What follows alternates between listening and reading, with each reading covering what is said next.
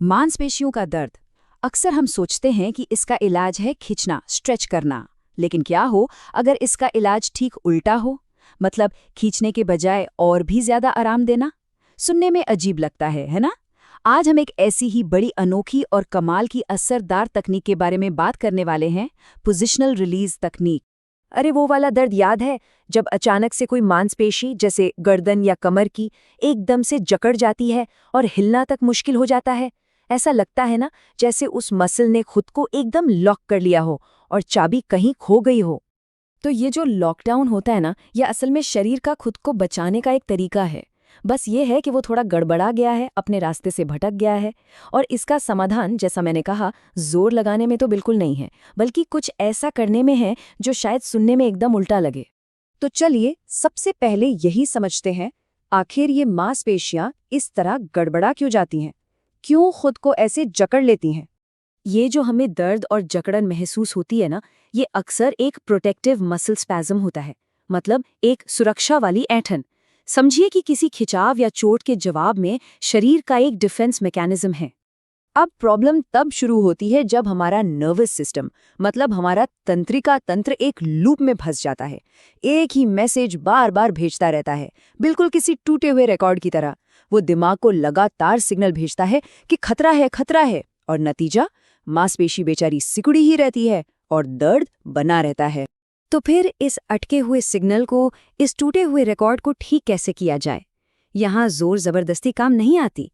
इसका जवाब एक ऐसे समाधान में है जो पूरी तरह से आराम पर आधारित है। और यहीं पर आती है पोजिशनल रिलीज टेक्निक, या शॉर्ट में कहें तो PRT। अब ये है क्या? देखिए, ये एक इनडायरेक्ट और पैसिव मैनुअल थेरेपी है। मतलब इसमें ना तो जोर लगाया जाता है, ना मरीज को कोई मेहनत करनी पड़ती है। बस दर्द वाली मांसपेशी को एक ऐसी पोजीशन में रखा जाता है जहां उसे सबसे ज्यादा आराम मिले और वो खुद ब खुद रीसेट हो जाए। इसकी औपचारिक परिभाषा में एक शब्द आता है, असामान्य प्रोप्रियोसेप्टिव गतिविधि।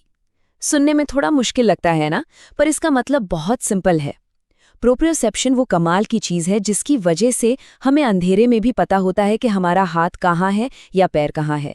ये हमारे शरीर का इंटरनल GPS है, और जब इस GPS में गड़बड़ी आ जाती है तो दर्द होता है। PRT बस उसी GPS को रीसेट कर देती है। और पता है, इस तकनीक का इतिहास भी बड़ा मजेदार है। ये कोई बहुत सोची समझी खोज नहीं थी।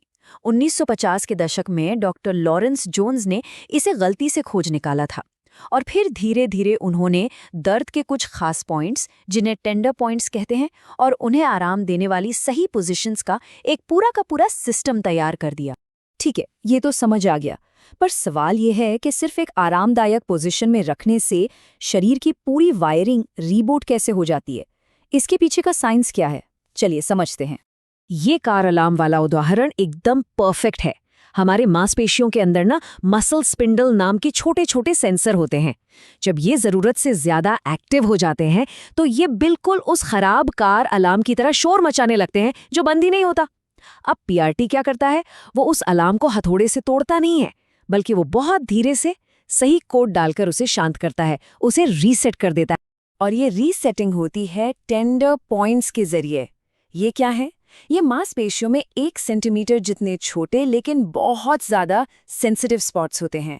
असल में ये वो निशान है जो बताते हैं कि शरीर की वायरिंग में गड़बड़ी ठीक किस जगह पर है। यहाँ एक बहुत जरूरी बात समझनी होगी। कई लोग टेंडर पॉइंट्स और ट्रिगर पॉइंट्स में कंफ्यूज हो जाते हैं। ये दोनों एक नहीं है।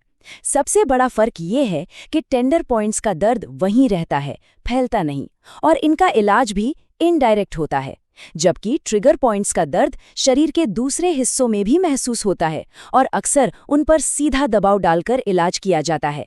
तो ठीक है, हमने ये समझ लिया कि ये क्या है और क्यों काम करता है। अब आते हैं सबसे दिलचस्प सवाल पर, ये होता कैसे है? ये 90 सेकंड का रीसेट असल में किया कैसे जाता है?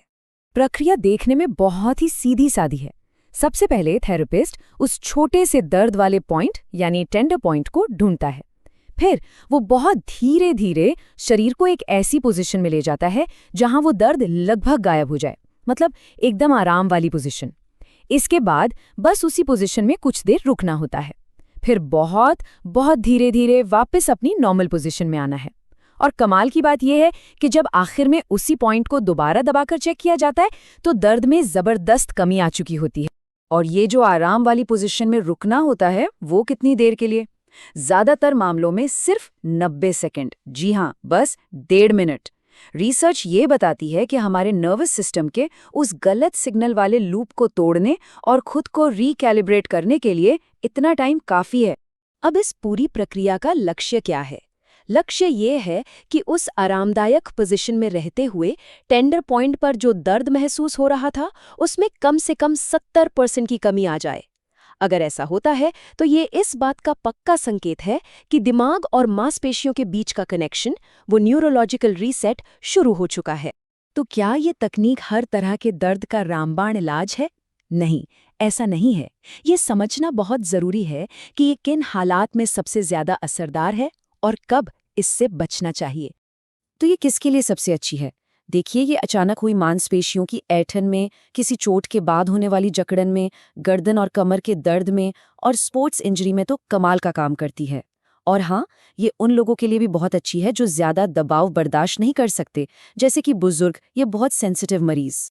लेकिन जैसा मैंने कहा, सुरक्षा सबसे पहले। कुछ ऐसी स्थितियां हैं जहां इसका इस्तेमाल बिल्कुल नहीं करना चाहिए। जैसे अगर उस जगह पर कोई फ्रैक्चर या कैंसर है, कोई इन्फेक्शन या खुला घाव है, या फिर बहुत गंभीर ऑस्टियोपोरोसिस है, तो इसे अवॉइड करना ही बेहतर है। ये टेबल पीआरटी की खासियत को बहुत अच्छे से समझाती है।